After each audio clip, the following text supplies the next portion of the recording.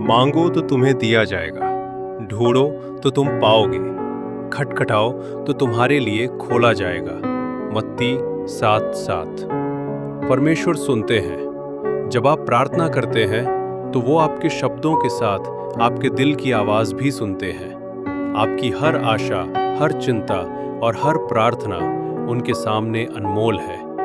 आज विश्वास के साथ प्रभु के पास आइए। जो आपके मन में है उसे उनसे कहिए। भरोसा रखिए कि वो सही समय पर उत्तर देंगे। आज प्रार्थना करें और कहें, प्रभु, मैं विश्वास के साथ आपसे मांगता हूँ, मेरे जीवन का मार्ग दिखाइए, मेरे मन को शांति दीजिए और मुझे अपने और करीब लाइए। मुझे विश्वास है कि आप मेरी सुनते हैं। विश्वास रखें, परमेश्वर कार्य कर रहे हैं। आमीन।